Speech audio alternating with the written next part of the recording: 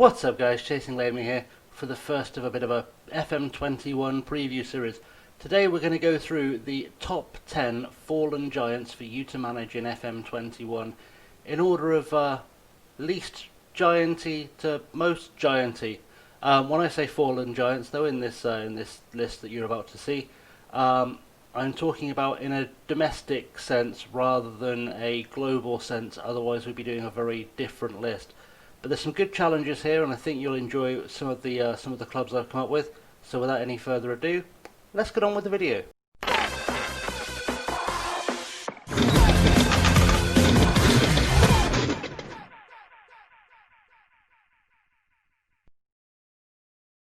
So for number 10 on our list, we take a journey to the northwestern tip of sunny Spain, which takes us to the northwestern city of A Coruña, and you're probably already aware, if you're a fan of European football whatsoever, of where we're heading with this. We're heading to the Estadio Riazor, which is somewhere there. There we go, I found it. I can do maps. Right on the coast with the Atlantic, and it's taking a second to load because apparently Google Maps is being slow today. The Estadio Municipal de Riazor, which many of you will know already without me having to even bother telling you, is the home of Deportivo de La Coruña, who many of you remember from the year 2000 winning the Spanish League. They won La Liga for the first and only time, with Roy Mackay, the Dutch international striker, scoring a great many goals for them. Since then, though, they've fallen to the third tier of Spanish football. They are in the Segunda División B3, where they find themselves, instead of facing the likes of Barca and Real Madrid, playing against the B teams of Espanyol, Barcelona, Villarreal, Valencia, and also playing against FC Andorra. So they've had quite a fall from grace. They've dropped down 2 divisions. They've had some financial troubles over the years. They're in the midst of kind of a massive rebuild, but they've got some good things going for them. Facilities-wise, they certainly used to produce some very good young players. They seem to have diminished on the game of late. But you know, they have potential. They've got 32,500 seats. They should be a team that you can do some big things with if you choose to go down the path of rebuilding a fallen Spanish giant. And for number 9, from the far northwest of Spain, in the sun next to the sea, we take you to the slightly wilder areas of Scotland, just outside of Glasgow. As you can see, we're not in Greenock, we're not in Glasgow, we're not in Paisley. We are in fact in the hometown of former Scottish League champions, and one of those Scottish League champions you'd never name if your life depended on it. We are in Dumbarton for this one, so you can see we're in Dumbarton. Nice looking town. They've got a Wetherspoons and a job centre. That's how you know they're doing well. But if you go just past the Morrisons towards Dumbarton Castle, you will find the C&G Systems Stadium, which is the home of Dumbarton Football Club, and it might not look like much, but that has been the home to a former champion of Scottish football. So let's have a quick look at the team, shall we, and show you what they look like in game. So Dumbarton in 2020 is a bit more of a different proposition. They are set in the Ladbrokes League 1, which is the third tier of Scottish football. I love their yellow and black B kit. It's nice. I'm a fan of that. Jim Duffy, who's quite an experienced manager, been around a long time in various places. He's currently in charge of the club, so there's real life potential there. But obviously, if you're taking charge, he's going to be gone. So you've got a 2,000 seater, ironically a 2020 capacity stadium to play with. But let's look at what they've won in their past. So they've won the Scottish Cup, they've won the Premiership, they've won the Championship twice, they've won all of the divisions of Scottish football. They are one of the, in fact, I believe they're the only champion of Scottish football, bar third Lanark, not currently in the top flight of Scottish football. And they've fallen to semi-pro. They definitely could use some help financially. They've been through a bit of a tough time over the last few years. As you can see, floating between the bottom tier of Scottish football to the Championship and never really going any further beyond that. I think the 2007-8 season, I think they almost got voted out of the Scottish League. I'm fairly sure it came close, if it wasn't for the perpetual awfulness of East Stirling. But maybe you can be the one that takes over Dumbarton and drags them back up to the very highest echelon of the Scottish League, overturn the old firm, and maybe turn them into a force in Europe, and do it yet wearing a snazzy yellow and black kit. So, let's move on to number 8. Number 8 on our list takes us to the Mediterranean French port city of Sète, or Set, I believe. My French used to be way better than this. But we're going to the Stade Louis Michel, which you will see. It's a nice little area, this, by the way. I was looking at the Google Maps when it finally renders itself, because apparently that's hard today. Interesting little town with a bay port thing going on. But we're going to the Stade Louis Michel, which is this tiny little stadium sitting right over here. Now, you might think, I've never heard of the team of Set or Sete or however we're pronouncing it. I could have looked it up, I didn't. But you're thinking I've never heard of this team. Well, neither had I until I started researching this list. And do you know what I found? I found Football Club Sete 34, who, beautiful green and white hooped kit, playing in the Championnat National, which is the third tier of French football. And like I said, you might be thinking, well, I've never heard of them. Well, they've won Ligue 1 twice, most recently in 1939. They've won the Cup, the French Cup, twice, most recently in 1934. They were the first team ever, by the way, to do the French double. And they've won the league below, the Championnat National 2B, which, you know, I know nothing about. I can't tell you any information about that league. But they've had nearly a century now, 90 years of kind of mediocrity. But maybe they're the big challenge. You know, they're 2 promotions away from Ligue 1. They have no players of which I've ever heard. Tony Patrao is apparently their best player, and he played for a bunch of teams I've never heard of, bar Red Star 93, and he barely played for them. So, you know, there's a rebuilding job here, but you could be the one that brings glory back to the French Riviera, which maybe is that mission you've been looking for this season. But let's move on to number 7, shall we? So number 7 on our list of 10 fallen giants to manage, probably the first club that a lot of people will have heard of and been aware were former champions of a country ever.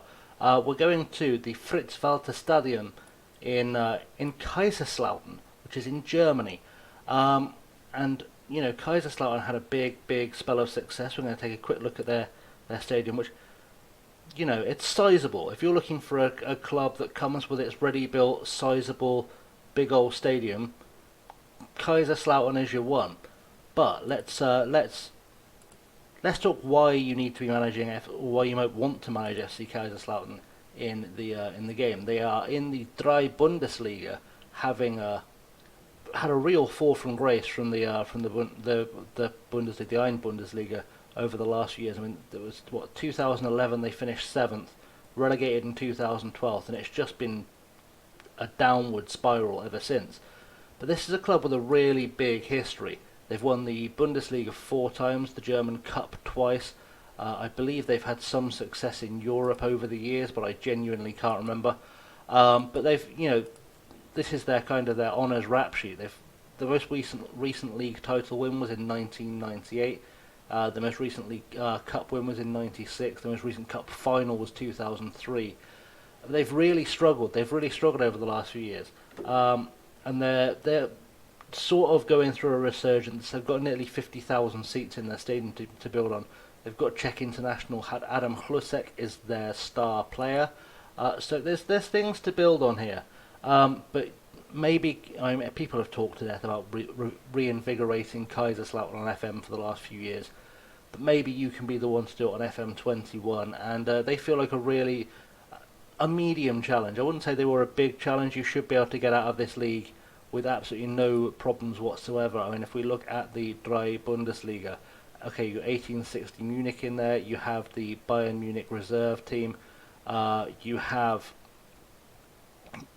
almost nobody you've heard of in this league. 3 positions for promotion, and you'd think that Kaiserslautern and 1860 Munich should be taking up at least 2 of them.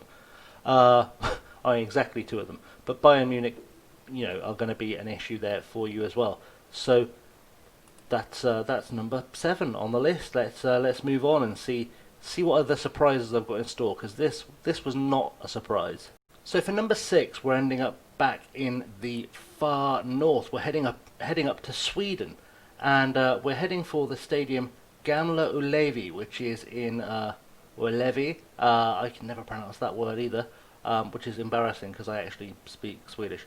But still, we'll get over it. We're in Gothenburg, or Göteborg, and this this stadium. This is Ullevi. This is the stadium of the famous IFK Gothenburg team, who you see in the Champions League. Well, this little stadium next door, and I say little like it is in fact little, but it really isn't, belongs to GAIS. Now, I'm not going to pronounce what that stands for because I know I will get that awfully wrong. But they are in the Superettan in Sweden, the second tier of the Swedish league, with an 18,500 seater stadium sat in the shadows of, I'm guessing, their rivals. You'd assume they must have some kind of rivalry, of course they do. But what's really interesting about them is that they've won the Allsvenskan, the top league in Sweden, 6 times, most recently in 1954. But they're 6-time champions of Sweden. They've also won the Swedish Cup, most recently in 1942. But they've had a weird history because they dropped out of the Allsvenskan first in 2000, went back up again in 2005, dropped back out again in 2012, and just kind of been in this weird holding pattern. But they have fallen as low as the 3rd tier, Division 2 Västra Götaland, in recent times as well. So very much an interesting recent past. But they've won trophies.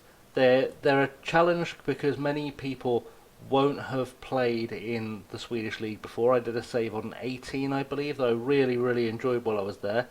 You have to worry about not having players whose names you can pronounce because this is the updated database for this season. You've got Harry Wright on loan from Ipswich. You can pronounce his name because that's an English name. And you've got an Australian in Aidan Harvey. So you've got, you've got an easy way of settling in. But I think GAIS, they could be a really interesting challenge for people who want to try a league they haven't tried before and reinvigorate that fallen giant, as I've been saying. Because why not prove yourself in a country a little bit off the beaten track? But let's keep moving on. Now, I'm more than aware there are some people who are going to laugh at the notion of me referring to this club as a fallen giant. But we are going to my adopted current hometown for the purposes of this year. We're going to the northeastern city of Sunderland, which is I promise you, a beautiful part of the world. But where we're actually heading for is here, to the Stadium of Light. So, what's happening at the Stadium of Light? Why would you choose Sunderland? Obviously, if you live here and or live in the UK, you are aware of Sunderland, you're aware of them as a team, you're probably aware of them through the Netflix documentary even. What most people aren't aware of is that despite most people thinking of them as being in the shadow of their neighbours in the northeast, of being in the shadow of Middlesbrough and Newcastle, Sunderland are the most successful team in the northeast. They've won the Premier League, or the top division of English football, at least 6 times, most recently in 1936. They've won the FA Cup twice, they've won the Championship 5 times.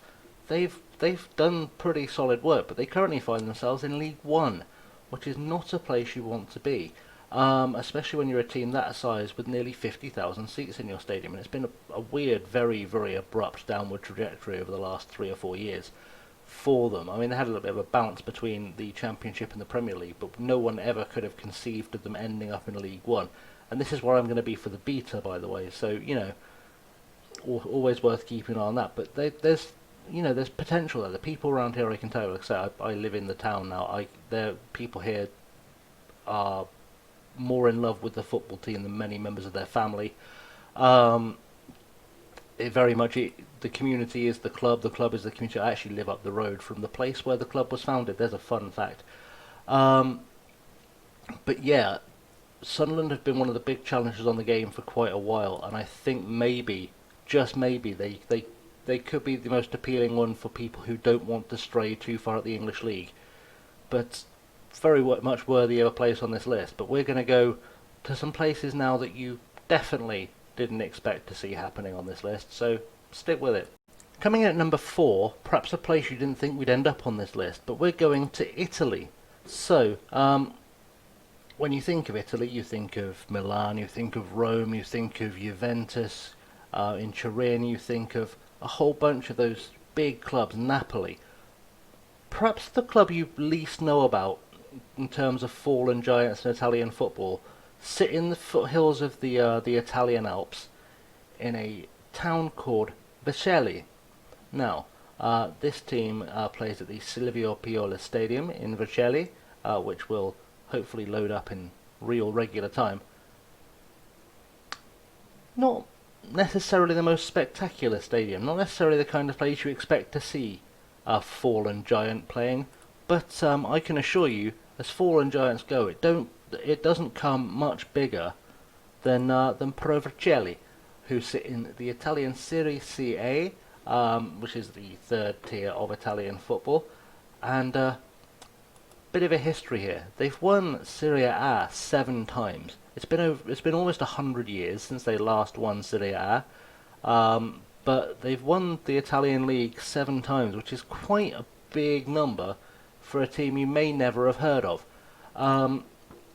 Definitely a long fallen giant. They still attract players from all over the world. There's a Dane here, I'm guessing has not a single cap to his name. He has some under 21 caps. Okay, he's doing okay, but you've got Brazilians in your squad.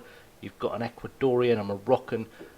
This is a fairly a fairly good challenge for you.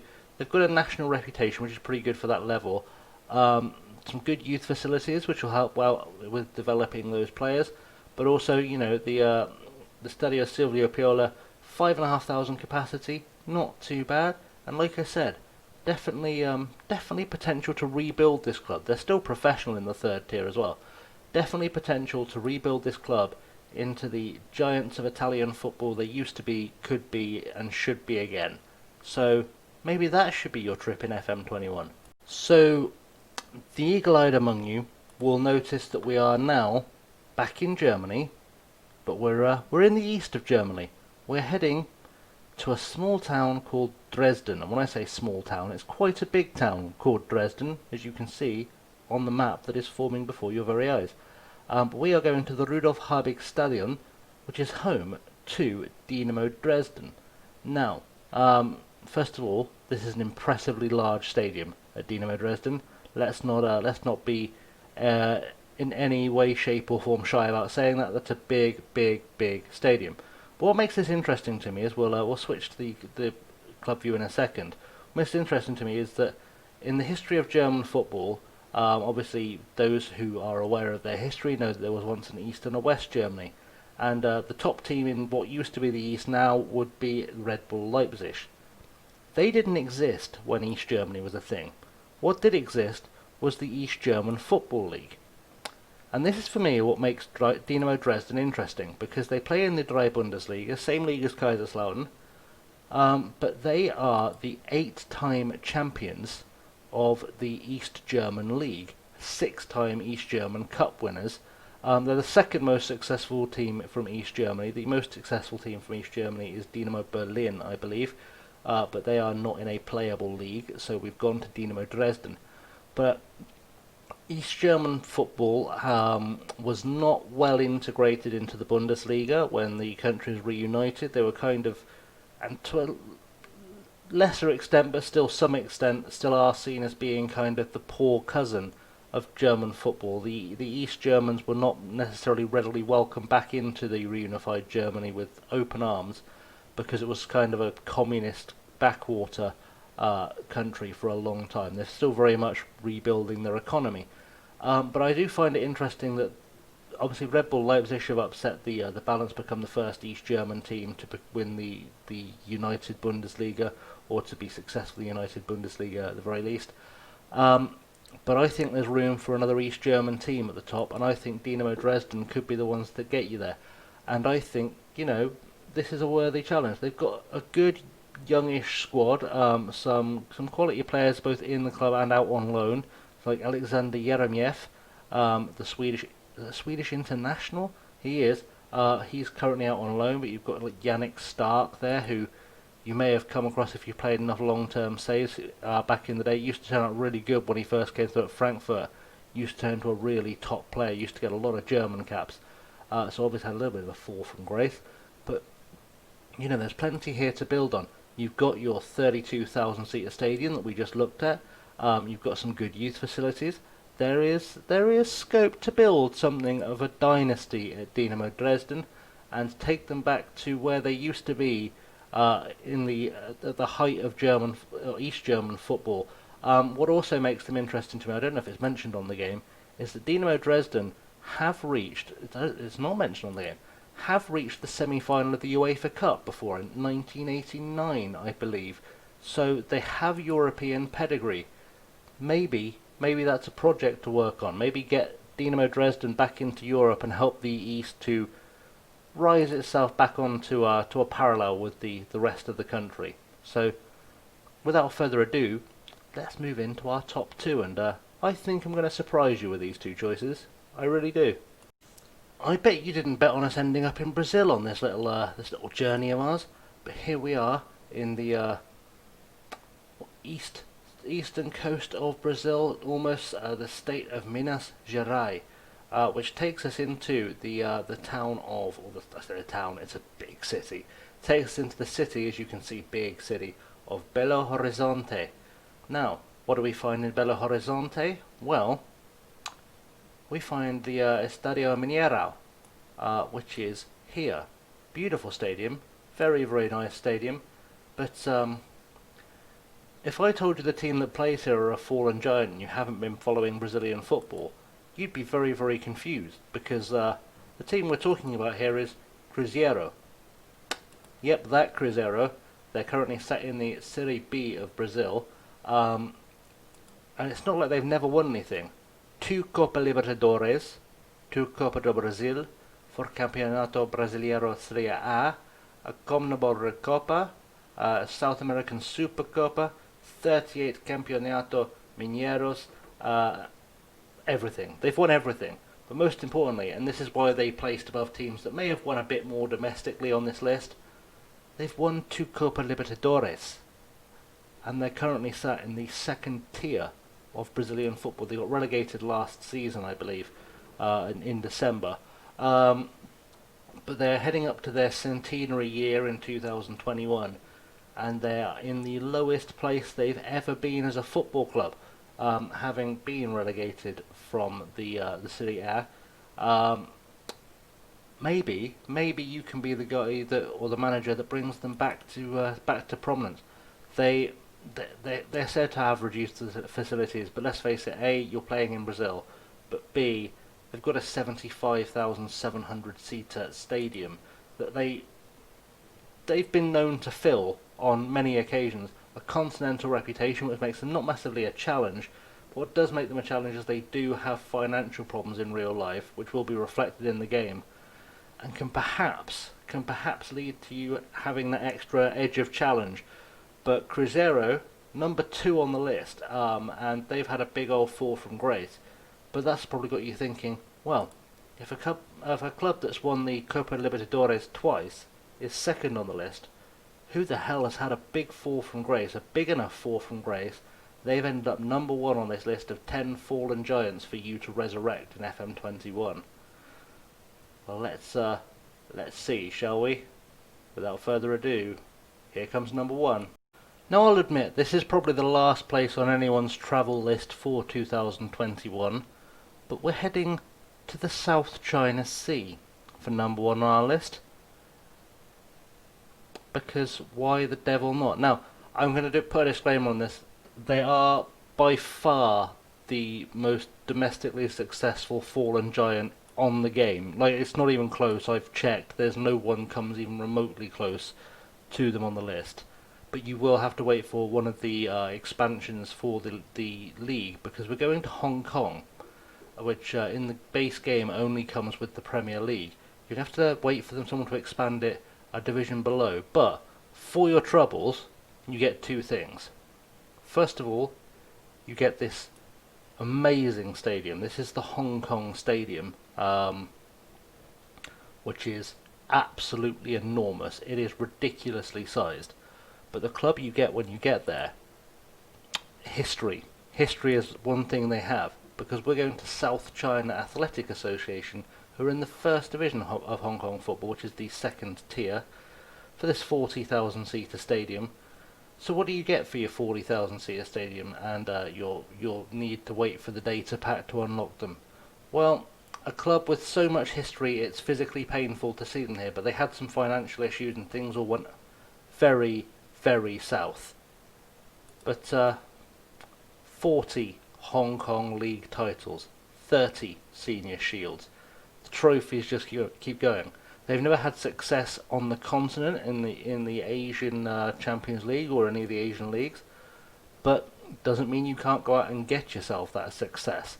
But they've had 40 league titles. They are the most successful team. In fact, I think it might be 41 actually. I think that might be off.